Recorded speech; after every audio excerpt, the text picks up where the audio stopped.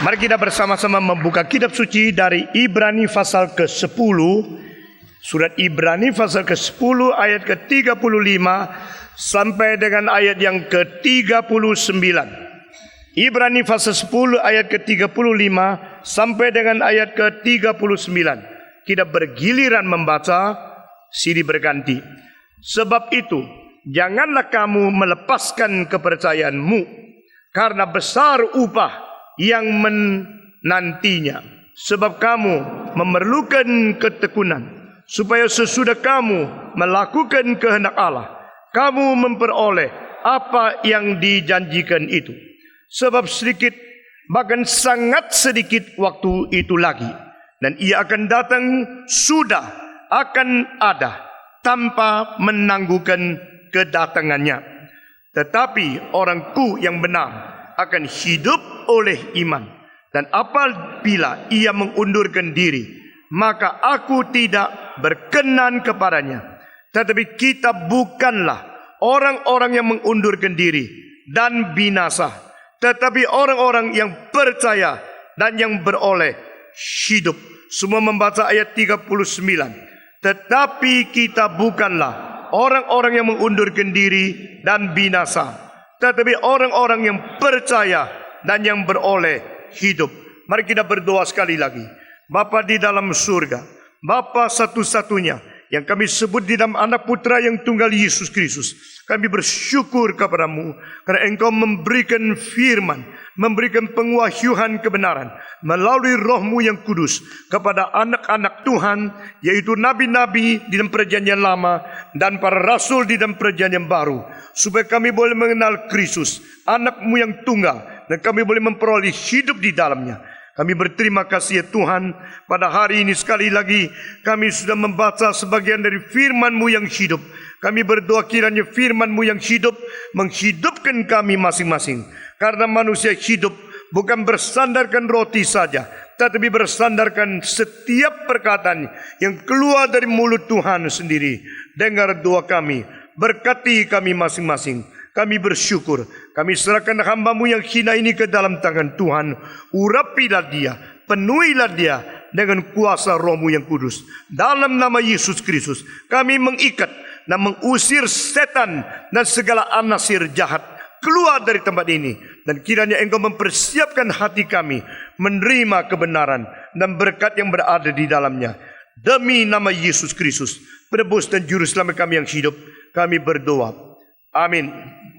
Kita telah membicarakan tentang keberanian iman yang menerima kesulitan-kesulitan dan penganiayaan karena percaya kepada Yesus Kristus. Pada waktu zaman di mana penulis ini memberikan nasihat-nasihat kepada orang Kristen di dalam kerajaan Romawi, mereka sudah dan mereka menghadap penganiayaan-penganiayaan yang besar sekali. Saudara-saudara, meskipun kekristenan dan Injil Yesus Kristus telah membuka sesuatu wawasan yang baru, telah memberikan pengharapan di depan mereka bahwa dunia akan menjadi berubah. Di dalam Kristus tidak perlu ada lagi perbudakan. Di dalam Kristus tidak perlu ada penghinaan kepada wanita. Di dalam Kristus tidak perlu ada tembok-tembok untuk memisahkan bangsa-bangsa di dalam dunia ini. Karena Paulus berkata, di dalam Kristus pria wanita, baik orang yang menjadi tuan atau menjadi budak, baik orang Yahudi atau orang kafir, semua telah menjadi satu. Ini menjadi satu rangsangan, menjadi pencetusan pengharapan yang baru di dunia pada masa itu. Tetapi tidak lama kemudian mereka langsung sadar bahwa ini harus dipertentangkan dengan penganiayaan-penganiayaan bagi mereka yang berani mengaku Yesus sebagai Tuhan. Saudara-saudara, ide-ide yang baik di dalam bidang iman dan rohani selalu tertekan dengan fakta-fakta nyata daripada politik dan daripada dunia realita. Saudara-saudara, itu sebab kaisar yang disebut Tuhan tidak bertoleransi, tidak mengizinkan di dalam wilayahnya kerajaan Romawi ada orang yang berani mengaku Yesus sebagai Tuhan. Karena menduakan Tuhan berarti mencabangkan cinta kasih kepada negara. Menduakan Tuhan berarti anti patriotisme. Itu sebab bagi orang Israel, orang kafir, orang bangsa yang lain yang menerima Yesus Kristus sebagai Tuhan, mereka akan disalibkan. Dan bagi orang kerajaan Romawi, mereka yang menerima Tuhan Yesus sebagai juru selamat, mereka akan dihukum penggal kepala. Nah, saudara-saudara, kalau iman kepercayaan sudah harus menghadapi mati hidupnya pribadi. Di situ baru membuktikan kesetiaan itu di mana, kebenaran itu di mana. Dan kedua hal ini saling berkait, saudara-saudara. Jikalau saya berkesetiaan yang penuh kepada kebenaran yang bukan kebenaran yang sesungguhnya, kesetiaan saya itu adalah kesetiaan yang bodoh. Jikalau saya mempunyai kesetiaan yang sungguh-sungguh kepada kebenaran yang sebenarnya palsu, itu kesetiaan yang hambur, yang tidak bernilai. Sebaliknya, jikalau saya menghadap kebenaran yang sungguh-sungguh dan saya tidak sungguh-sungguh setia, ini adalah pengkhianatan, ini adalah sesuatu hal yang menjual diri. Nah, saudara-saudara, pada waktu orang Kristen mengalami penganiayaan karena kepercayaan kepada Yesus Kristus, di sini memberikan dua tanda. Apakah benar yang dipercaya itu patut dipercaya? Kedua, apakah mereka sungguh-sungguh sudah percaya dengan tuntas dan mutlak? Saudara-saudara, kalau dua ini sudah bertemu, maka hidup di dunia apa artinya? Jikalau kita sudah menemukan kebenaran yang sungguh-sungguh, jikalau kita sungguh-sungguh percaya dan sedia kepada kebenaran, lalu kita harus dianiaya, kita harus dibunuh, maka itu menjadi semacam penilaian ulang, yaitu saya hidup untuk apa? Bolehkah saya hidup tanpa kebenaran? Atau saya hidup berkompromi dan tidak berani pegang keberanian? Saudara-saudara, apakah saya takut dianiaya sehingga saya memberontak dan saya murtad kepada iman kepercayaan yang sudah pernah saya miliki? Nah, saudara-saudara, barang siapa yang berontak dan akhirnya tidak lagi setia kepada kepercayaan yang sejati, hanya membuktikan dahulu iman dia itu bukan iman yang sungguh-sungguh. Nah, ini adalah teologi reform. Karena kita tidak percaya ada murtad yang sungguh-sungguh pernah terjadi antara orang yang sungguh-sungguh beriman dan diselamatkan. Jikalau ada orang yang tadinya Kristen akhirnya murtad, ini membuktikan Kristen yang tadi itu imannya itu tidak benar, sehingga dia mungkin murtad. Itu sebab pasal 10 merupakan sesuatu peringatan yang besar di antara 5 peringatan. Saya berkata kepada saudara, di dalam Ibrani ada 5 peringatan yang besar, dan pasal 10 merupakan ingatan yang keempat. Peringatan yang keempat tentang kemungkinan kita di dalam bahaya. Nah, saudara-saudara, dia berbicara kepada gereja yang kelihatan, dia berbicara kepada mereka yang menamakan diri Kristen. Jika engkau mengetahui dan engkau sengaja hidup di dalam dosa, ini berarti singular, di dalam dosa memboikot, dosa melawan, dosa murtad, dosa tidak lagi setia kepada pengertian kebenaran yang sudah kau dengar dan kau terima, maka orang semacam demikian tidak ada lagi korban pengampunan dosa bagi dia. Tetapi setelah penulis dari Ibrani mengatakan ada semacam orang bukan demikian. Mereka adalah orang yang berani mati, mereka yang berani menerima siksaan, mereka berani menerima penganiayaan, dan mereka berada di dalam kesulitan bagaimanapun, tetap mereka jujur dan setia kepada Tuhan. Saudara-saudara, kita sudah sampaikan, mereka ditonton, mereka mendampingi orang yang seiman, dan mereka dirampas semua harta benda mereka. Mereka menjadi tertawan, menjadi sesuatu yang penghinaan bagi orang kafir. Tapi mereka tetap setia sampai akhir. Inilah salah satu tanda sejati dari iman Kristen. The true religion, the true Christianity is proven by those who faithfully become the martyrs of the truth of God. Saudara-saudara, begitu banyak orang rela mati, begitu banyak menjadi martir, karena ini membuktikan iman mereka adalah iman yang sejati. Saya berkata kepada saudara di ayat 35, maka janganlah kehilangan hati keberanian. Terjemahan bahasa Indonesia, janganlah kehilangan kepercayaanmu. Janganlah hilang confidence-mu. Janganlah hilang keyakinanmu. Di sini bukan keyakinan mengenai iman kepercayaan, keyakinan percaya kepada Tuhan sampai mati. Ini adalah sesuatu hal yang sah dan yang sepatutnya. Dengan keyakinan confidence semacam demikian, engkau baru bisa tahan. Saudara-saudara, keberanian yang sungguh bukan keberanian membakar gereja. Keberanian yang sungguh bukan keberanian membunuh pendeta. Itu adalah keberanian orang kerdil. Itu adalah keberanian orang jahat. Itu adalah keberanian immoral. Keberanian yang sungguh-sungguh adalah keberanian mempertahankan iman kepercayaan sampai kita rela mati bagi kebenaran yang sejati. Itulah keberanian. Itu sebab pada waktu kita dianiaya, kita ditolak, diejek, difitnah, diumpat, disingkirkan, diperlakukan secara tidak layak, kita tetap berani berdiri, tetap berani bersaksi. Itulah keberanian agama kita. Itulah keberanian orang Kristen. Saudara-saudara, orang Kristen bukan orang yang suka menyerang orang lain. Orang Kristen bukan orang Kristen yang suka membunuh orang lain. Semua pembunuhan, semua hal yang terjadi dengan sifat hawa nafsu manusia di dalam catatan-catatan sejarah demi nama Kristen, itu adalah penyelewengan daripada Alkitab. Maka di sini katakan jangan kehilangan, jangan buang keberanianmu. Karena keberanian semacam ini akan mendatangkan upah yang besar dari Tuhan. Akan mendapatkan hadiah yang besar daripada Tuhan.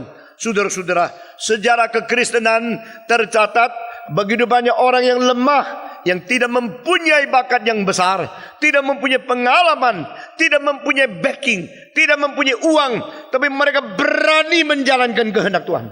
Mereka berani melaksanakan mandat surgawi. Mereka berani melakukan hal-hal penginjilan.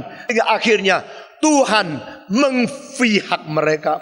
Saudara-saudara, pada waktu Robert Rakes mau mendirikan sekolah minggu, dia minta tolong ke gereja, beri pertolongan, kirim orang. Karena di Inggris ada ratusan ribu di London saja. Dan ada jutaan, berpuluh-puluh juta anak-anak kecil yang diperlakukan sebagai boy labor, children labor, girl labor. Yang masuk umur 10 ke bawah sudah kerja berat di dalam pabrik. Maka dia berusaha hari Minggu kumpulkan mereka untuk mengajar mereka tulis, mengajar mereka baca, mengajar mereka kitab suci, mengajar mereka tingkah laku, sopan santun, tata krama yang seharusnya mereka miliki. Itu sudah menjadi zaman yang liar sekali. Saudara-saudara, Robert Rakes menteriak-teriak di gereja, tidak ada satu orang yang mau menggobris, tidak ada orang yang mau menolong dia. Tapi dia terus dengan iman lakukan sendiri. Karena dia tahu ini adalah kehendak Tuhan.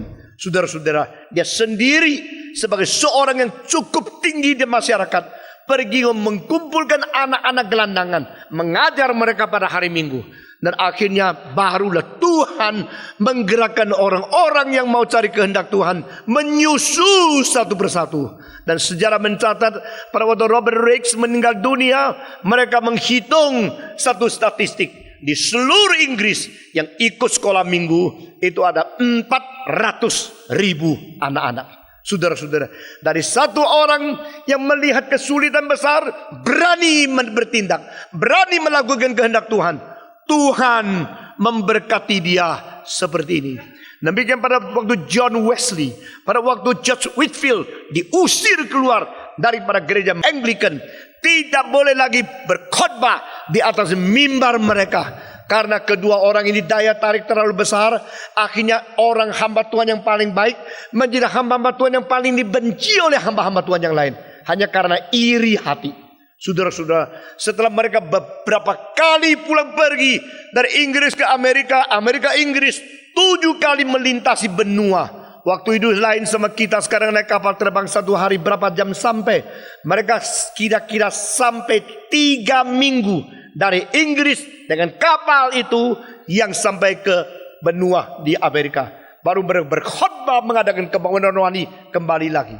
Waktu mereka 1 kali pulang ke Inggris, maka mereka mendapatkan satu surat mengatakan kalian tidak boleh lagi naik mimbar di gereja Anglikan karena kami menolak engkau.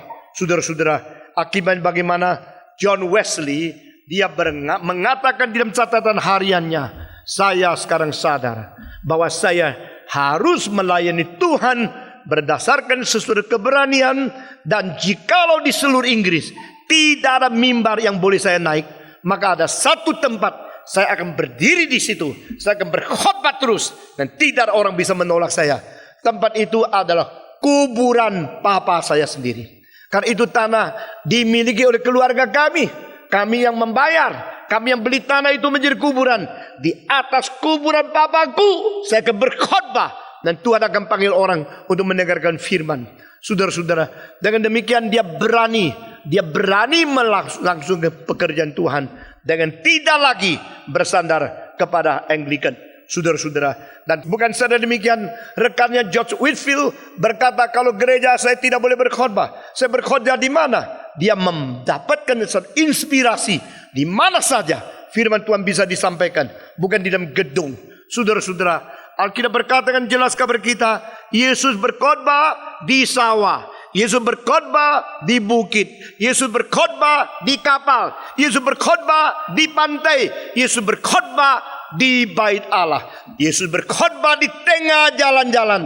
Waktu dia berbicara dengan murid-muridnya, maka satu hari George Whitefield pergi di depan satu pabrik yang besar, depannya ada satu lapangan. Dia lalu berteriak di sana, bertobatlah kamu, Tuhan sudah dekat. Bertobatlah engkau, terima Yesus yang mati bagi engkau. Waktu dia berkhotbah, hari pertama pagi-pagi jam 5 dia berkhotbah. Ini semua orang yang berani, orang yang tidak takut dikucilkan, orang yang tidak takut dianiaya, orang yang tidak takut disingkirkan. Dia hari pertama cuma 200 orang yang datang dengar. Mereka sebelum masuk pabrik nongkrong tunggu di situ, tunggu pabrik buka. Ada orang berkhotbah, maka mereka datang mendengar. Sudah dengar, tergerak luar biasa. Mereka yang mabuk bertobat, mereka yang suka dansa bertobat, mereka yang suka berjudi bertobat. Lalu sesudah bertobat, George Whitefield mengatakan, besok pagi jam 5 saya khotbah lagi di sini. Mereka pergi mengajak kawan. Hidup saya berubah. Khotbahnya luar biasa. Akibatnya hari kedua 1.000 lebih orang yang datang. Hari ketiga lebih daripada 5.000 yang datang. Dan hari keempat lebih dari 10.000 yang datang. Dan dia mengadakan kebangunan rohani 5 hari. Hari terakhir 20.000 yang kumpul. Tidak loudspeaker, tidak ada pengeras suara. Itu adalah zaman abad ke-18. George Whitefield berkhotbah dan puluhan ribu orang dengar. Dia berteriak.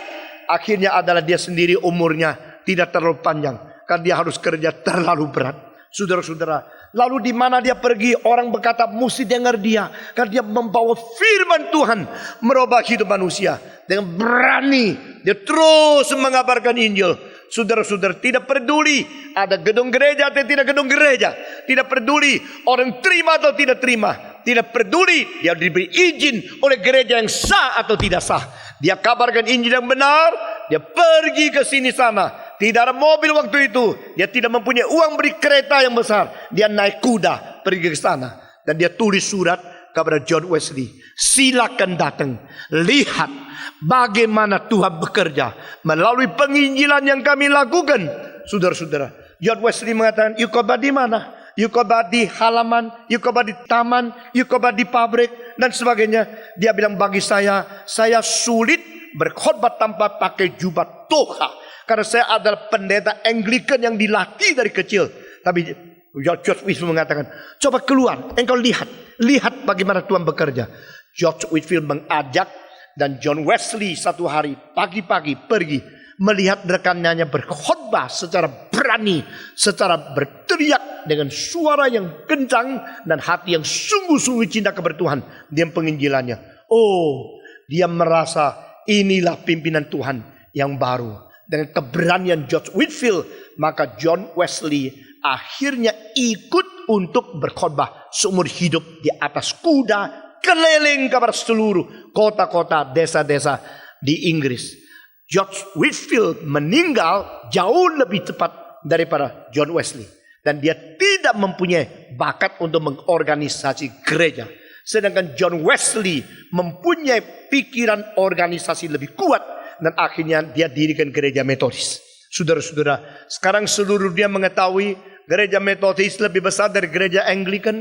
Gereja Metodis lebih bersifat Injili dari Anglikan. Namun demikian, sayang sekali karena teologi dari John Wesley kurang kuat. Akibatnya John Wesley dan gereja Metodis menjadi salah satu sumber bibit dari berkarismatik yang akan datang di abad 20. Nah, saudara-saudara, saya teruskan. Pada waktu mereka berkhotbah di sini sana, John Wesley mencatat rekor di dalam sejarah dunia. 1 tahun khotbah kira-kira 1000 kali. Berturut-turut menjaga rekor itu sampai kira-kira 40 tahun.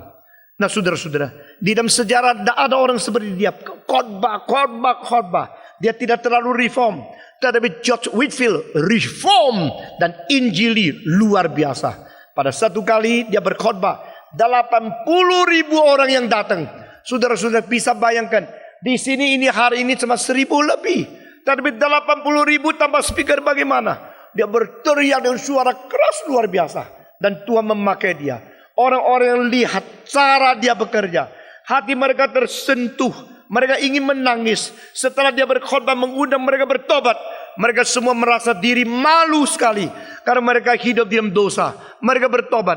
Dan saudara-saudara, bedanya abad ke-18 di Inggris dan abad ke-18 akhir di Prancis adalah kebangunan rohani melalui penginjilan daripada John Wesley dan George Whitefield.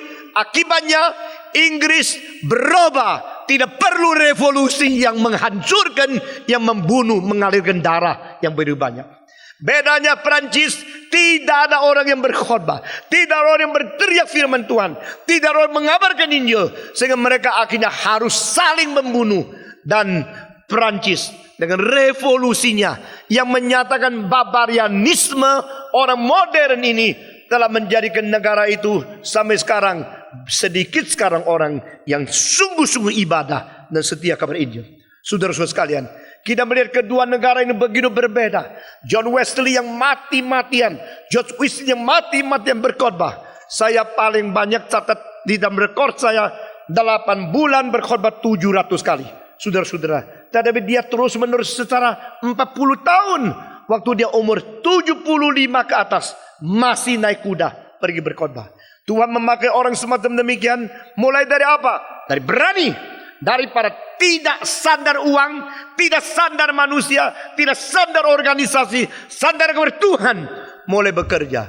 Maka kalimat ini benar sekali. Ini kalimat pernah berpuluh-puluh tahun terus saya simpan di hati saya. Jangan kehilangan hati keberanian. Karena orang semacam demikian akan diberikan upah besar oleh Tuhan. Saudara-saudara, kita dilahirkan di dalam keluarga bukan Kristen. Saya dilahirkan di dalam keluarga yang menyembah kepada orang nenek moyang. Kita dilahirkan di dalam satu masyarakat bukan Kristen. Kita dilahirkan di dalam bangsa bukan Kristen. Kita tidak mempunyai prioritas, tidak mempunyai keadaan seperti orang-orang Billy Graham, John Wesley. Di tengah-tengah negara yang Kristen sudah disebarkan dan sudah diterima baik. Maka kita tetap berteriak, kita tetap bekerja berdasarkan jiwa yang sama, berdasarkan roh yang sama, ya roh dari Allah Tritunggal. Jangan kehilangan hati yang berani. Hati yang berani berjuang, hati yang berani mengerjakan pekerjaan Tuhan, hati yang berani merintis, hati yang berani memulai, hati yang berani membongkar, hati yang berani untuk mencerahkan segala kesulitan-kesulitan, kelemahan-kelemahan, dan kekurangan-kekurangan dari berkebudayaan, filsafat, dan agama yang bukan berasal dari Tuhan. Akhirnya membawa manusia kembali kepada Tuhan melalui sesuatu tekad bulat. Kalau perlu kita dianiaya. Saudara-saudara, jangan hilang, jangan buang, jangan kehilangan hati keberanian seperti ini. Karena orang semacam ini akan diberikan upah, akan diberikan hadiah yang besar dari Tuhan. Inilah ayat yang penting, ayat ke-35. Saudara-saudara, di dalam sepanjang sejarah, gereja berkembang dan berdiri.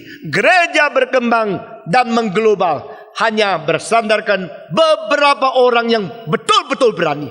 Saudara-saudara, George Mueller yang berada di Inggris, dia seorang diri mendirikan akan rumah yatim piatu dan membesarkan ribuan anak yang dibuang di pinggir jalan, atau yang dibuang di dalam rumah sakit, atau yang dibuang tidak lagi dipeduli oleh orang-orang yang melahirkan. Dia mempungut membesarkan mereka ribuan. Pada waktu dia tua, orang tanya dia, apakah rahasiamu begitu berani mengerjakan pekerjaan Tuhan? Engkau bukan orang kaya, engkau tidak ada uang. Saudara-saudara, jikalau saya punya uang yang banyak, lalu saya dirikan rumah jompo, dengan uang banyak saya dirikan rumah yatim piatu, itu tidak sulit. Tapi dia tidak ada uang, seorang hamba Tuhan, baca kitab suci, kehendak Tuhan, jalankan. Gerakan Roh Kudus, dia kerjakan. Akhirnya ribuan orang dididik, ribuan orang keluar daripada rumah yatim piatu dia, dan menjadi satu kesaksian yang luar biasa besarnya di dalam abad ke-19. Saudara-saudara, waktu tua orang tanya dia, mengapa engkau begitu beriman? Mengapa engkau begitu berani? Dia menjawab, karena saya dapat perintah dari Tuhan. Saya dapat kekuatan dari Alkitab. Betulkah Alkitab memberikan kekuatan begini? Bagaimana engkau baca Alkitab? Dia mengatakan, saya sudah membaca Alkitab dari pertama sampai akhir lebih 100 kali. Dan saya tahu semua firman keluar dari mulut Allah itu adalah janji yang benar. Saudara-saudara, saya bukan hanya mau memberikan khotbah yang enak-enak engkau dengar, menikmati di sini di GRI. Saya akan membentuk engkau, saya akan mendidik engkau sehingga watakmu, rohanimu, imanmu, pelayanmu boleh sungguh-sungguh mencapai apa yang dituntut oleh Tuhan. Saudara-saudara sekalian, jangan hilang, jangan buang, jangan mundur, jangan kehilangan hati keberanianmu. Ini 35. 36 dikatakan, sebab kamu memerlukan ketekunan, supaya kamu sudah melakukan kehendak Allah, kamu memperoleh apa yang dijanjikan. Terjemahan dari ayat ini di dalam terjemahan yang lain adalah, engkau harus tekun dan sabar sampai engkau menyelesaikan kehendak Tuhan. Nah saudara-saudara, saya kira ayat ini sangat penting sekali, karena salah satu sebab hamba-hamba Tuhan yang tidak sukses adalah mereka mempunyai keberanian tapi belum ditambah dengan ketekunan. Mereka mempunyai satu tekad bulat untuk mulai, tapi tidak mempunyai sesuatu ketahanan sampai pada titik yang akhir. Saudara-saudara, orang Tionghoa kuno mengatakan, Lu Yao Zi Ma Li, Re Jiu Jian Ren Xin. Saya mengulangi sekali lagi, kalau mau ikut boleh ikut. Lu Yao Zi Ma Li, Re Jiu Jian Ren Xin. Lu itu jalanan, Yao itu jauh. Jalanan yang jauh, baru kita mengetahui tenaga kuda cukup kuat atau tidak. Saudara-saudara, maksudnya jalan kalau tidak jauh, semua kuda kelihatan hebat. Jalan yang paling jauh baru menguji kekuatan kuda yang mana yang paling bertahan. Bagus enggak? Bagus sekali kan? Re Jiu Jian Ren Xin. Kalau waktu tidak lama, belum lihat hati manusia. Kalau sudah lama, baru tahu siapa itu siapa. Saudara-saudara, pemuda-pemudi yang mengatakan, Tuhan, saya mau mati bagi padamu. Banyak sekali. Tapi Tuhan bilang, kalau saya tidak mau engkau mati bagiku, saya mau engkau hidup bagiku 50 tahun. Bisa nggak? Saya tanya, lebih gampang mati bagi Tuhan atau lebih gampang hidup bagi Tuhan? Jawab. Lu udah mau jawab kalau lu lebih ingin mati begitu. Sekali lagi, lebih gampang mati bagi Tuhan atau lebih gampang hidup bagi Tuhan? Lebih gampang mati. Ini jawaban orang berani. Lebih gampang hidup? Ini juga jawaban orang takut mati. Hidup aja lebih baik. Saudara-saudara, gampang mati karena sebentar saja mati kok. Tapi hidup puluhan tahun untuk Tuhan itu tidak gampang. Setiap sulit harus berjanji kembali kepada diriku. Setiap hari engkau harus menjalankan kehendak Tuhan. Itu tidak gampang. Yang paling sulit bukan mati bagi Tuhan, bukan hidup bagi Tuhan. Yang paling sulit adalah setengah mati setengah hidup untuk Tuhan. Wah, itu udah gampang. Hidup dianiaya, hidup di salah mengerti, hidup di fitnah, hidup diperlakukan diskriminatif, hidup dibuang, hidup di fitnah, hidup diadili, hidup terus dihina selama-lamanya. Ini adalah paling sulit. Tetapi saudara-saudara sekalian, justru di sini kalimat adalah jikalau engkau tidak sabar dan tekun sehingga menyelesaikan kehendak Tuhan, engkau tidak mendapatkan upah. Saudara-saudara, jadi di sini peribahasa Tionghoa, ingatkan saya kembali, yang penting itu tahan. Itu tidak gampang. Tahan terus, itu tidak gampang. Saudara-saudara, istilah tahan di dalam bahasa Tionghoa terdiri dari dua huruf. Huruf pertama di atas itu ada pisau yang tajam. Huruf yang di bawah itu adalah jantung manusia. Jadi apakah artinya daripada tahan, yaitu pisau tajam tusuk di atas jantungmu? Engkau bagaimana? Itu susah sekali. Itu sulit sekali ditusuk dari atas pisau yang tajam. Hatimu tetap teguh berdiri. Itulah tahan. Saudara-saudara, sabar merupakan salah satu pelajaran yang paling sulit kita belajar. Tetapi saudara-saudara, sabar itu ada dua macam. Ada sabar yang tidak ada artinya, ada sabar yang ada nilai yang tinggi. Sabar yang bernilai yang tinggi yaitu sabar menjalankan kehendak Tuhan, menanti sampai tergenapnya segala rencana surgawi di atas bumi melalui hidupmu. Itu sabar yang berarti. Sabar yang berarti adalah sabar yang mengkaitkan hidup kita dengan semua rencana Tuhan, dengan segala sesuatu yang menjadi sifat daripada moral Tuhan sendiri, sehingga watak kita terbentuk perlahan-lahan akhirnya jadi sempurna. Itu sabar yang berarti. Sabar yang tidak berarti yaitu toleransi dosa terus menerus dan tidak mau berubah, tidak mau keluar daripada dosa dan segala hal yang tidak baik. Saudara-saudara sekalian, kita harus sabar. Sabar untuk apa? Sabar untuk menjalankan kehendak Allah. Semua 1, 2, 3. Sabar untuk menjalankan kehendak Allah. Tuhan adalah Tuhan yang melatih umat manusia. Dan dia tidak akan satu kali jadi lalu membiarkan yang lain tidak perlu. Dia satu persatu melatih. Satu persatu memberitahu. Satu persatu mulai lagi. Saudara-saudara, engkau mempunyai anak banyak. Anak pertama engkau begitu teliti mendidik dia. Anak kedua engkau saya sudah bosan lah. Atau suruh yang pertama kasih tahu yang kedua lah.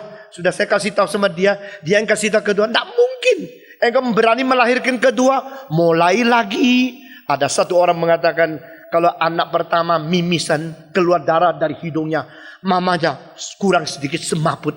Ini anakku, anak pertama, ini anak sulung, hidung keluarnya biasanya umbel yang kuning, kok hari ini jadi merah ya. Wah, dia mulai gelisah setengah mati. Cari dokter, telepon family, cari buku, tanya sebelah, sibuk luar biasa. Sampai anak kelima kalau mimisan dia bilang, mimisan kok di sini. Ini karpet tahu, mimisan di luar, jangan di sini. Karena apa? Dia sudah lain lagi. Pertama gelisah luar biasa. Yang kelima dia pikir karpetnya bukan hidungnya. Saudara-saudara, ini karpet baru, warnanya kuning. Engkau mimisan merah di sini, keluar di situ dong, jangan di sini. Anak itu lari keluar. Karena apa? Pertama terlalu dah berpengalaman. Kelima sudah sama sekali dah sabar lagi. Nah, itulah manusia. Tetapi saudara-saudara, John Wesley mempunyai saudara 18. Itu mamanya tidak menjalankan KB waktu itu. Orang bilang KB betul tak? Ada seorang tanya sama pendeta Metodis, KB itu betul tidak? KB itu kehendak Tuhan atau tidak? Saudara-saudara, lalu orang tanya sama pendeta Metodis, KB itu betul tidak? Kehendak Tuhan tidak? Pendeta itu diam-diam jawabnya, kalau dari dulu KB tidak ada gereja Metodis. Karena Metodis didirikan oleh keluarga besar daripada Wesley yang anaknya 18. Kali dulu KB tidak ada gereja Metodis. Dia menjawab begini. Nah, saudara-saudara, John Wesley anak ketiga. Lalu masih adik-adik banyak. Di antara 18 anak, beberapa yang mati Waktu itu kedokteran masih terbelakang sekali. Waktu itu pengobatan masih kurang sekali. Dan waktu itu minimnya uang mereka untuk cari dokter. Keluarga pendeta, anak begitu banyak. Saya tidak menganjurkan ya, saudara jangan ikut keluarga John Wesley. Lalu di antara 18 anak banyak yang mati. Tetapi Mama Wesley agung sekali. Mamanya Wesley begitu sabar, begitu sabar. Kalau dia mentuturkan satu kabar anak besar, lalu dia kabar kedua, kabar ketiga, kabar keempat. Orang bilang, aduh engkau sabar banget ya. Kau bisa sabar begitu bu. Kenapa engkau tidak suruh mereka kumpul sekali ngomong aja satu kali selesai. Satu-satu ngomong, itu kan susah bu. Dia bilang, masa engkau tidak tahu yang besar itu sudah umur berapa, yang kecil masih kecil. Kalau saya bicara mesti mengetahui mereka daya terimanya sampai di mana. Jadi yang besar sama kecil tidak bisa. Yang besar satu kalimat cukup. Yang kecil mesti jelaskan pelan-pelan. Maka saya satu-satu mengajar. Lalu mereka tanya dia, engkau tidak rasa bosan ya? Anak begitu banyak. Engkau memberikan pengajaran, nasihat begitu rumit dan begitu sabar. Dia bilang, oke, kalau saya lupa memberitahu satu hal yang penting kepada satu anak, berarti saya bukan mama yang setia. Kalau lolos satu, berarti saya lolos seluruh. Tidak sempurna seluruhnya. Itulah sebab saya mesti sabar. Nah saudara-saudara, mungkin ibunya Wesley terlalu sabar, terlalu baik. Akibatnya Wesley kira semua perempuan sama. Akhirnya dia menikah dengan seorang perempuan yang sama sekali tidak sabar. Saudara-saudara, jadi keluarga yang terlalu bahagia kadang-kadang mengakibatkan anaknya kurang bahagia. Apa sebab? Karena dia kira take it for granted. Semua perempuan kayak gini kok. Mamaku kalau sabar, semua nanti sudah nikah jadi kayak begini. Nah tentu saudara-saudara. Jadi Wesley punya istri geger terus, marah-marah terus, ribut terus. Kalau dia ribut maunya suaminya dengar sama dia. Jadi suaminya tidak mau karena suaminya mau persiapkan khotbah, masa terus dengar gegernya nyonya. Dan suaminya pergi, kalau pergi dia tangkap dia kembali, ngoceh lagi sudah dengar. Satu kali Wesley sudah tidak bisa tahan, Wesley turun ke bawah di muka, tunggu kereta, dia mau pergi lain tempat. Sudahlah, saya kalau terus mendengar cerewetnya nyonya saya, bisa mati saya di sini. Lalu dia pergi nyonya, cerewet sudah lihat, kok tidak ada orangnya. Bicara, lu di mana lu? Cari dia tidak ada. Nyonya cari di kamar tidak ada, dia cerewet lagi tidak ada. Loh, jadi saya pidato sendirian, tidak ada yang dengar. Dia cari di luar, waktu dia dibawa. Dia masih tunggu dokar, masih tunggu di bawah, kereta di bawah. Nyonya nih saking jengkelnya suaminya pergi tidak mau dengar dia. Lalu dia pegang dapur, ambil satu ember air, siram dari atas ke bawah. Begitu siram, Wesley seluruh badan basah kuyup. Wah, nah kalau ada mau dengar pidato, akibatnya begini nih, dijatuhi hujan. Saudara-saudara, waktu itu temannya lewat, loh ada apa? Kok basah kuyup berdiri di pinggir jalan? Dia bilang, biasa, sesudah hari lintar, sudah guntur, tur hujan keras, itu kan biasa. Saudara-saudara. Wesley dapat nyonya begitu. Lalu selalu kalau marah-marah, dia pergi. Akhirnya nyonya juga pergi. Dia hamba Tuhan. Dia berkhotbah 1000 kali 1 tahun. Mungkin itu bikin nyonya datang lu terus pergi terus. Khotbah terus. Dia menjalankan kehendak Tuhan. Lalu nyonyanya di rumah marah-marah. Saudara-saudara, akhirnya satu kali nyonya pergi, dia catat lagi di catat hariannya. Hari ini dia pergi lagi. Saya mana tahan. Saya hanya menunggu dia pulang. Dan saya ambil keputusan, saya tidak pergi panggil dia pulang. Kecuali dia pulang sendiri. Kalau tidak mau ya sudah. Itu tulis di dalam catatan harian.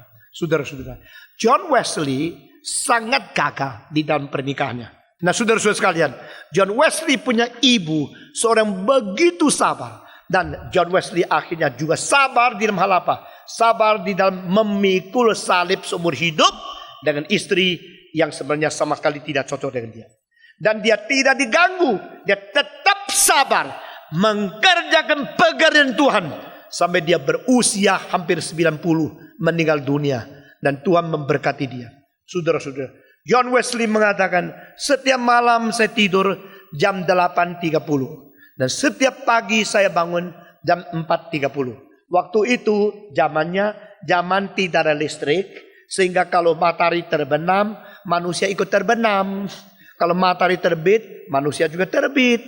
Itu namanya ikut alam. sehingga hidup harmonis. Sekarang manusia berdosa, malam tidak mau tidur, pagi tidak mau bangun. Nah, saudara-saudara, ya, ini adalah kebudayaan cilaka. Karena apa? Tuhan bilang, saya bikin matahari untuk menghemat energi, menghemat sumber daya manusia, sumber daya dari alam. Kau merubah alam ini, saudara-saudara. Jadi kita jam 2 baru mau tidur. Waktu ada matahari, tidak mau kerja. Setelah matahari terbit, kita buka lampu. Listrik beribu-ribu, berpuluh-puluh ribu watt. Ini semua melawan alam. Waktu matahari bangun, kita tidur. Tutup jendela, kordennya yang black out. Saudara-saudara, supaya tidur tidak diganggu oleh matahari. Zaman dia, jam 8 tidur, jam 4 bangun. Dan dia mengatakan satu kalimat, saya iri setengah mati. Selama 45 tahun, tidak pernah satu malam saya tidak tidur enak. Puji Tuhan ya. Karena tidur terlalu enak, ngoroknya keras, maka istrinya ngamuk kali. Istrinya ngomel waktu pagi, dia ngomel horok pada waktu malam. Supaya saling mengomel duanya. Dia menjalankan kehendak Tuhan sampai akhir. Nah, saudara-saudara, saya memberikan penganjuran kepada pemuda-pemudi. Salah satu kegagalanmu bukan engkau tidak bertalenta, bukan engkau tidak ada bakat, bukan engkau tidak mempunyai kepintaran, karena engkau tidak tekun. Saudara-saudara, barang siapa yang tidak tekun, sulit mengerjakan sesuatu sampai sukses. Dengar ya. Kalau kalimat ini engkau ingat, engkau seumur hidup akan bahagia. Ada orang, sekarang saya mau menjadi hamba Tuhan. Saya tanya kenapa? Saya studi kelas 2 mahasiswa. Sekarang saya tidak mau lagi studi. Saya mau menjadi hamba Tuhan. Saya tanya kenapa? Sebab saya mau jadi hamba Tuhan. Kenapa? Suruh saya, dia bilang, karena ya saya sudah tak sabar sekolah di situ. Itu sekolah saya tidak senang, sulit saya mau jadi hamba Tuhan. Jadi dia bukan mau jadi hamba Tuhan, dia mau cari gampang. Nah, saudara-saudara, orang seperti demikian diterima tak? Kalau menurut saya lebih baik tidak diterima. Saudara-saudara, banyak anak mahasiswa yang mau melayani Tuhan. Saya selesaikan studi. Studi yang tuntas, studi yang tekun. Selesai satu lagi. Selesai satu lagi. Saudara-saudara, saya orang yang sangat tidak sabar. Nyonya saya paling tahu, saya tidak sabar. Bawa mobil tidak sabar, apapun tidak sabar. 2 hal saya sabar. Waktu menikah saya sabar. Oh, tunggu sampai umur 31. Dan tidak pernah pegang badan perempuan. Sebelum nikah pun saya tidak pernah tahu tubuh wanita. Baik istri yang akan menjadi istri saya sendiri. Itu sabar. Karena apa? Tak boleh. Ini harus kita betul-betul jaga kesucian. Karena mau dipakai Tuhan. Saudara-saudara, kemarin malam saya mengajar tentang Konfusianisme. Nah, saudara-saudara, ada 3 kalimat yang indah. Orang gentleman pantang 3 hal. Waktu muda, nafsunya masih belum stabil, pantang seks. Waktu sudah dewasa, sudah kuat, maka stabil, nafsunya pantang apa? Pantang berkelahi, pantang suka bertentangan dengan orang lain, suka adu. Ini kedua. Waktu masih remaja, waktu masih kurang stabil emosinya, pantang seks. Waktu sudah dewasa, waktu sudah matang, pantang berkelahi. Waktu tua, pantang serakah, mau ikut. Waktu remaja, waktu muda pantang seks. Waktu dewasa pantang berkelahi. Waktu tua pantang serakah. 1, 2, 3. Waktu muda pantang seks. Waktu dewasa pantang berkelahi. Waktu sudah tua pantang serakah. Ingin dapat sebanyak mungkin. Saudara-saudara, akhirnya kehilangan watak. Ini ajaran yang sangat baik. Meskipun tidak di Alkitab. Itu reaksi manusia terhadap wahyu umum dari Tuhan Allah yang tidak berlawanan dengan firman Tuhan, tetapi tidak sempurna. Kita teruskan. Saudara-saudara sekalian, dengan demikian kita melihat bahwa Tuhan mau kita menjadi orang Kristen yang tekun, yang sabar. Nah, saudara-saudara, banyak orang muda kegagalan adalah separuh ditinggal, separuh ditinggal. Ini datang ditinggal, itu datang ditinggal. Lalu mengatakan saya mau melayani Tuhan. Saudara-saudara, pada waktu saya mengatakan saya dirikan JOS, itu tahun 85. Pikir itu, dalam 46 terus sampai sebelum Billy datang, sebelum saya pergi ke luar negeri, tetap setiap minggu kalau saya di Jakarta hadir mengajar. Meskipun capeknya luar biasa. Karena apa? Tekun, sabar. Di dalam hal-hal, mungkin banyak hal saya tidak sabar. Tidak melaksanakan kehendak Tuhan, harus sabar. Mendirikan gereja untuk main-main, tidak. Mendirikan gereja mengakibatkan saya harus kurang pergi melayani luar negeri. Setiap minggu sebisa mungkin kembali di Granada berkhotbah. Apa sebab? Karena pendengar di sini lebih banyak, lebih penting? Tidak. Karena mengerjakan sesuatu harus sabar, harus tekun. Saudara-saudara, kita mendirikan sesuatu, bukan mendirikan lalu pergi. Saya masih ingat seorang kantor agama mengatakan, orang muda suka mendirikan, sudah berdiri terus lari, sudah berdiri terus pergi. Saya sudah mendirikan sesuatu, sudah mengadakan sesuatu, tekun, sabar, kerjakan sampai selesai. Kapan selesai? Kapan kehendak Tuhan selesai? Seumur hidup. Jadi orang-orang Kristen selain mempunyai keberanian, selain betul-betul mempunyai iman, engkau harus belajar tekun, sabar. Karena hari kalau tidak lama, tidak lihat kesetiaan orang itu sampai di mana. Jalan kalau tidak jauh, tidak melihat tenaga kuda kuatnya sampai di mana. Tuhan menguji kita melalui waktu. Jadi saudara-saudara, waktu merupakan kesaksian yang paling setia bagi watak kita. Waktu merupakan penggugur yang paling kejam bagi kita. Waktu merupakan hakim yang paling adil bagi kita. Saya memberikan 3 hal ini. What is time?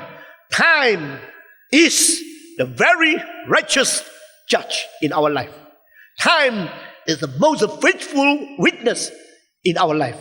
And time also is a very terrible trier in our life. Tester in our life. Waktu adalah penguji yang kejam. Waktu adalah saksi yang setia. Saudara-saudara, jikalau kita di tengah-tengah ujian daripada waktu, kita bisa sungguh-sungguh tekun, bisa sungguh-sungguh sabar menjalankan kehendak Tuhan, engkau akan dihormati oleh orang lain. Banyak pemuda-pemudi yang sangat berbakat, berkarunia, yang begitu meriah, yang begitu bertalenta, begitu berani mendobrak. Tapi saudara-saudara, dilihat lagi, hanya mempunyai semangat tidak lama. Orang Indonesia mengatakan panas-panas apa? Tai ayam. Ini heran sekali. Panas kok sama tai ayam digabungkan. Itu saya tidak ngerti. Padahal kalau engkau pegang tai ayam baru keluar, wih panas sekali. 2 menit lagi sudah dingin, saudara-saudara. Maka itu peribahasa yang bagus. Panas-panas tai ayam. Ayo semua 1, 2, 3. Panas-panas tai ayam. Jangan begitu. Belajar. Saya minta orang-orang di Granada, orang-orang yang mendengar khotbah di sini belajar. Ini satu pelajaran yang penting. Perseverance, endurance, persistent spirit, consistency. Saudara-saudara, ini adalah kesabaran yang konsisten. Saudara-saudara, gampang tidak belajar khotbah yang mulu-mulu, gampang. Gampang tidak. Khotbah 50 tahun, 60 tahun, tetap dengan semangat yang hari pertama. Tidak gampang. Saudara-saudara, ada orang yang begitu hebat, berapa tahun lagi tidak ada lagi. Saudara-saudara, seorang penginjil yang sangat berkuasa dan sangat hebat, yang dianggap salah satu yang terbaik yang pernah dihasilkan dari semua sekolah teologi di Singapura. Pada waktu dia datang ke Indonesia, wah, kemana-mana lebih 1000 orang dengar khotbah dia. Lalu orang lapor sama saya, Pak Tong, ada seorang yang betul-betul dipakai Tuhan, hebat sekali. Saya bilang, bagus sekali. Lalu saya ingin ketemu dengan dia. Dan saya mendorong dia. Tapi saudara-saudara, pada waktu dia ke Malang, maka rektor sekolah teologi Malang buka pintu, bantu dia angkat koper. Angkat koper, masukkan dia ke kamar. Lalu dia khotbah di situ. Setelah pulang di Singapura, dia mengatakan kalimat apa? Dia mengatakan, saya kira Pak Wongso itu orang hebat, padahal cuma angkat koper saya saja. Kurang ajar sekali. Wah, saya waktu dengar kalimat ini, saya tahu ini pemuda yang muluk-muluk, yang hebat khotbahnya, tidak mungkin dipakai Tuhan. Karena tata keramah tidak ngerti, kesopanan tidak mengerti. Orang menjadi rektor masih mau angkat kopermu, itu orang begitu rendah hati. Engkau tidak terharu, engkau tidak tergerak, engkau tidak belajar malah menghina. Siapa itu rektor? Cuma yang angkat koper saya saja. Saudara-saudara, tidak lama kemudian ada orang karena kagum kepada dia, suruh saya kirim salam kepada dia. Saya kirim salam di Singapura. Saya telepon kepada dia, Mr. So and so, baik atau tidak engkau? Saya Stephen Tong. Oh, you Stephen Tong. Ada apa? Gitu ya. Sebab ada orang suruh saya kirim salam khusus kepadamu. Apa lagi? Saya bilang tidak ada apa lagi. Ditutup teleponnya. Saudara, sekarang di mana? Menceraikan istrinya. Sekarang di mana? Pergi buka restoran di Kanada, di Vancouver. Sekarang bagaimana? Restorannya bangkrut, utang orang lain tidak dibayar, lari, tidak tahu kemana. Saudara, tadinya khotbah mulu-mulu. Jadi saya mau berkata kepada saudara, bukan bakat, bukan karunia, bukan mulut pinter kritik pinter itu, tapi betul-betul jalankan dengan sabar, dengan sungguh-sungguh, tekun sampai hari terakhir. Saudara-saudara, jikalau seorang pemuda dengan semangat yang sama tahan sampai hari terakhir, orang itu tak mungkin tidak dipakai oleh Tuhan.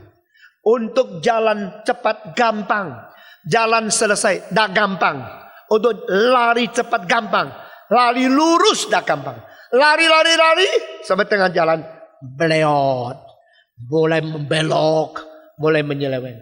Lari, akhirnya pelan-pelan kendor, akhirnya berhenti. Saudara-saudara, saya dulu tidak berani khotbah ayat seperti ini terlalu keras. Sekarang saya berani. Karena apa? Saya paling sedikit sudah hampir 45 tahun berdiri di mimbar. Saya sudah berkhotbah lebih dari 25.000 kali di dalam dunia ini. Dan saya berkata kepada saudara-saudara, hari pertama saya berkhotbah dengan beban seperti ini, hari ini 1% tidak kurang beban saya. Itu ketekunan, kesabaran, kesungguhan yang terus-menerus mengakibatkan saya berani berkata kepada Anda, saudara-saudara, mengikut Tuhan bukan ikut-ikutan, mengikut Tuhan bukan senang-senangan, mengikut Tuhan bukan hanya membabi buta, mengikut Tuhan bukan hanya excitement, satu exciting yang hanya sementara saja, bukan satu excitement, entertainment, atau sesuatu api yang temporal, tetapi sungguh-sungguh terus-menerus dengan setia mengikut Dia. Ayat ke-36, saudara-saudara. Dan sekarang kita membaca ayat ke-37, semua membaca bersama-sama. Ibrani pasal ke-10 ayat ke-37. Sebab sedikit, bahkan sangat sedikit waktu lagi, dan Ia akan datang, sudah akan datang tanpa menangguhkan kedatangannya. Tetapi orangku yang benar akan hidup oleh iman. Dan apabila ia mengundurkan diri, maka aku tidak berkenan kepadanya. Ini dua ayat, ini meneruskan satu benang merah di dalam seluruh kitab suci. Saudara-saudara, di dalam surat Habakuk, di dalam Roma pasal 1, dan di dalam Ibrani pasal 10, yang ada pen dicatat lalu dicari sendiri. Saudara-saudara, hanya 3 kali muncul kalimat ini. Ini menjadi satu garis benang merah dari perjanjian lama sampai perjanjian baru. Orang yang benar akan hidup oleh iman. Sekali lagi, orang yang benar akan hidup oleh iman. Semua, 1, 2, 3. Orang yang benar akan hidup oleh iman. A righteous will live by faith. Orang yang benar akan hidup oleh iman. Kalimat ini adalah kalimat revolusioner. Kalimat ini adalah kalimat sesuatu yang memberikan pencerahan yang baru, yang sama sekali berubah daripada arah sebelumnya. Apa artinya? Bukankah orang Yahudi menganggap melakukan Taurat itulah hidup tertinggi? Menggenapi permintaan syariat Taurat yang dituntut oleh Musa, itulah watak yang paling sempurna. Bukankah orang Yahudi menganggap kalau kita bisa menjalankan semua Taurat, maka kita adalah orang yang paling sempurna? Taurat itu bukan hanya 10 hukum. Taurat diperkembangkan menjadi 200 lebih. Akhirnya menjadi 612 di dalam sejarah orang Ibrani. Lalu mereka menganggap kalau bisa menjalankan Taurat, mereka orang yang sempurna. Tetapi saudara-saudara, Habakuk, Nabi Habakuk, orang pertama yang mencetuskan kalimat ini, bukan dengan menjalankan Taurat, tapi hidup sebagai orang benar yang beriman. orang semacam demikian akan hidup terus melalui iman kepercayaan kepada Tuhan. A righteous will live by faith. Pada waktu Habakuk mengatakan kalimat ini, latar belakangnya apa? Latar belakangnya adalah dia tidak menemukan pimpinan Tuhan, tidak menemukan anugerah Tuhan, karena pohon anggur tidak lagi berbuah. Karena dia melihat segala sesuatu sudah menjadi layu. Dan seluruh negara setelah peperangan sudah menjadi hancur. Lalu dia mengatakan, di manakah pimpinanmu? Di manakah anugerahmu? Di manakah janjimu? Di manakah penyertaanmu? Aku tidak melihat keadilan. Aku lihat musuh yang tidak takut kepadamu ya Tuhan. Musuh yang begitu berani melawan engkau. Mereka menginjak-injak tanah suci. Mereka menindas-nindas anak-anakmu. Mereka menindas orang yang takut kepada Tuhan. Kalau demikian buat apa? Orang yang takut kepada Tuhan ditindas. Orang yang melawan Tuhan menang. Orang yang mempunyai Taurat dihina. Mereka orang kafir diperbolehkan mencapai kemenangan yang besar. Oh Tuhan, saya bukan tidak puas kepada situasi. Saya bukan tidak puas kepada keadaan dunia. Saya sekarang rasa percuma saya melihat orang beriman kepadamu. Justru dia berkesatan kesulitan seperti ini. Saudara, Tuhan berkata kepada dia, hei Habakuk, ketahuilah, orang benar akan hidup oleh iman. By faith, and by faith only, a righteous will live. Saudara-saudara, kita bukan hidup di dalam penglihatan, kita hidup di dalam iman. Ini kalimat dari Paulus. Pada waktu kita dengan mata kita melihat, banyak hal kita tidak mengerti. Di dalam suasana, di dalam keadaan kondisi masyarakat seperti ini, kita lihat percuma kan? Orang yang mencintai Tuhan, orang beribadah kepada Tuhan, hidupnya tidak lebih baik dari orang yang kurang ajar. Orang yang baik-baik berdagang, rugi. Orang yang curi-curi, orang yang merampok, orang yang merampas, orang yang menipu, kaya luar biasa. Kita melihat seperti percuma. Coba lihat, anak-anakmu menderita, tapi orang-orang kafir, mereka sukses. Orang-orang yang beribadah dianiaya. Orang-orang penindas menjadi makmur. Tuhan, aku tidak mengerti. Tuhan berkata, sekarang dengar kalimat ini. Engkau melihat segala sesuatu dengan matamu. Mengapa engkau tidak dengan iman percaya kepadaku? Waktu itu ada penguji yang paling setia. Sementara kelihatan kemarahanku. Sementara tidak melihat keadilanku. Sementara engkau melihat segala sesuatu terbalik. Tapi saya berkata kepadamu, orang benar akan hidup oleh iman. Sekali lagi semua, 1, 2, 3. Orang benar akan hidup oleh iman. Saudara-saudara, pada waktu Yesus Kristus datang kembali, baru kita sadar apa arti kalimat itu. Yaitu melalui Taurat tidak ada yang bisa diselamatkan. Melalui kepercayaan di dalam harafiah daripada catatan-catatan Taurat, manusia tidak mengerti banyak hal yang suprarasional atau kontra logikal. Tetapi saudara-saudara, di dalam iman saja kita menemukan rencana Allah jauh lebih daripada fenomena-fenomena masyarakat. Rencana Allah jauh lebih tinggi daripada gejala-gejala yang kita lihat di dalam dunia ini. Engkau beriman tidak? Kalau engkau hidup dalam iman, meskipun banyak hal engkau tidak mengerti, jiwamu bersandar kepada janji Tuhan yang tidak meleset. Saudara-saudara, lalu engkau tanya, kalau demikian, Tuhan, kapankah janjimu ditepati? Kapan engkau datang kembali? Di sini dikatakan tidak lama lagi. Yang tunda tidak tunda. Yang belum datang tidak akan menunda lagi. Tidak lama lagi. Waktunya sudah sampai. Dia akan datang. Saudara-saudara, ini dikaitkan dengan ayat ke-36. Engkau sabar. Sabar menjalankan kehendak Allah. Ayat ke-37. Dia akan datang. Yang datang tidak tertunda lagi. Akan datang pasti. Dan waktu dia datang, janjinya akan ditepati. Saudara-saudara, orang Kristen berbeda dengan orang lain karena kita menanti kedatangan Kristus kali kedua.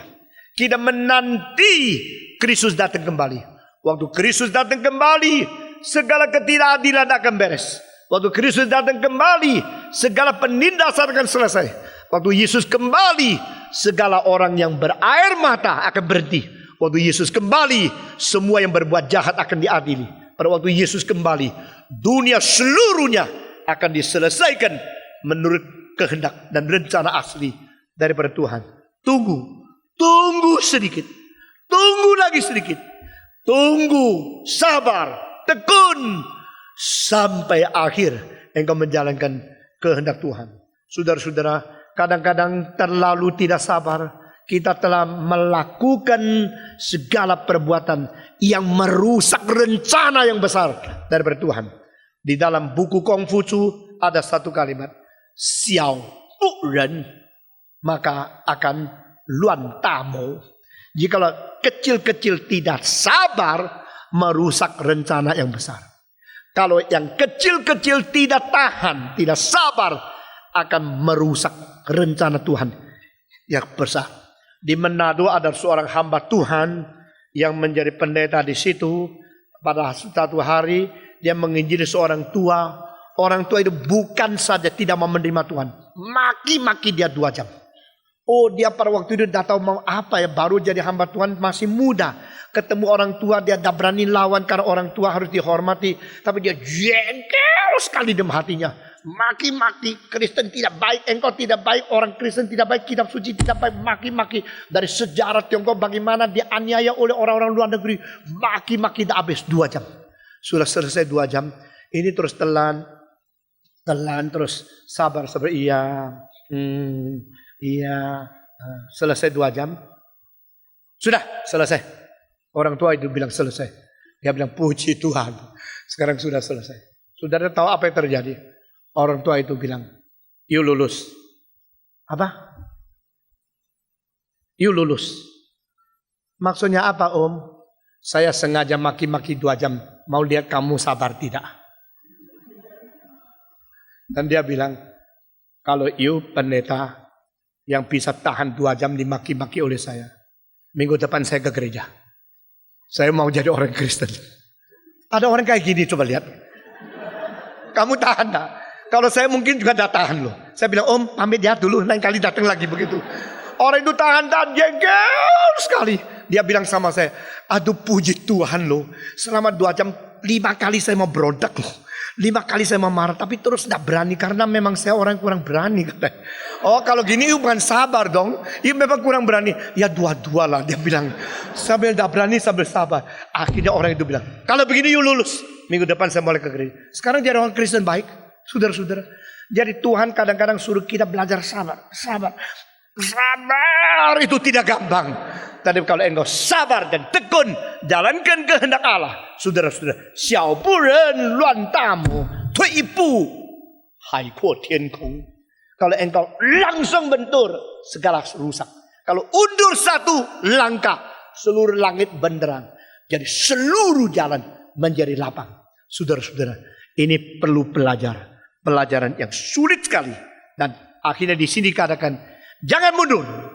Jika ada orang mundur, aku tidak senang kepada dia. Wah, saya senang ayat ini. Saudara-saudara, maju tak gentar. Masih bisa nyanyi.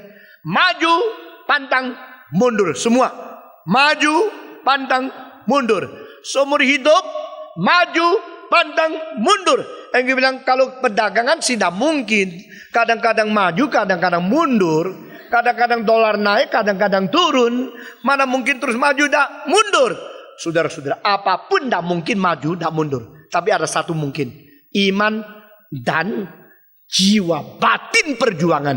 Maju, pantang, mundur. Semua perjuangan, maju, pantang, mundur. Tuhan mengatakan satu kalimat. Kalau dia mundur, siapa itu dia? Orang benar. Orang benar hidup oleh iman. Orang benar itu orangku. Kalau dia mundur, aku tidak senang. Nah saudara-saudara, kalau dia mundur, aku tidak senang. Siapa yang ngomong? Tuhan yang ngomong. Jadi mari kita ubah ya. Kalau aku mundur, Tuhan tidak senang. Semua 1, 2, 3. Yang sudah mundur ngomong juga dong. 1, 2, 3. Kalau aku mundur, Tuhan tidak senang. Saudara-saudara, ada satu orang di New York minta saya tulis beberapa huruf di dalam temboknya. Lalu dikasih itu spidol supaya kelihatan seperti kaligrafi. Saya tulis kalimat ini. Kalau dia mundur, aku tidak senang. Wah, dia sudah dengar ayat ini, mulai merasa banyak hal yang dia tidak mengenangkan Tuhan. Dia berubah. Saudara-saudara, terjemahan Indonesia di sini, kalau dia mundurkan diri, ini tidak benar. Bukan mundurkan diri, tapi kalau mundur, atret saja. Tuhan tidak sedang. Dalam perjuangan iman, tidak ada yang atret. Semua 1, 2, 3. Dalam perjuangan iman, tidak ada yang atret. Dalam kesulitan, maju lagi. Kesulitan, maju lagi. Kesulitan, maju lagi. Ini tanda anak-anak Allah. Ini adalah the signs of the children of God. Your true children of God. Forward. Saudara-saudara, no ghost time. Tidak ada mundur, hanya ada maju. Ini ada tanda orang Kristen yang sejati. Dan Tuhan berkata, aku tidak senang. Saudara-saudara, kecuali engkau tidak peduli Tuhan senang dan senang. Jikalau engkau anak yang baik selalu melihat paras papanya, paras ibunya. Dia melihat apa sih ekspresi dari wajah bapakku. Kalau bapakku senyum, dia senang sama saya terhibur. Kalau bapakku tidak senang, berarti something wrong within me. Saudara-saudara, ini kalimat satu-satunya di seluruh kitab suci. Tuhan berkata, kalau orangku mundur, aku tidak senang. Aku tidak mengharapkan melihat engkau mundur. Aku tidak mau melihat engkau mulai mundur. Kerohanianmu, pengertianmu, perjuanganmu, imanmu, cinta kasihmu, pelayanmu harus maju terus. Tidak boleh mundur. Amin. Tuhan memberkati kita masing-masing. Mari kita berdiri. Kita membaca sekali lagi. Ayat 35 sampai 39. Semua. 35 sampai 39. Semua. 1, 2, 3. Sebab itu, janganlah aku melepaskan kepercayaanku, karena besar upah yang menantinya.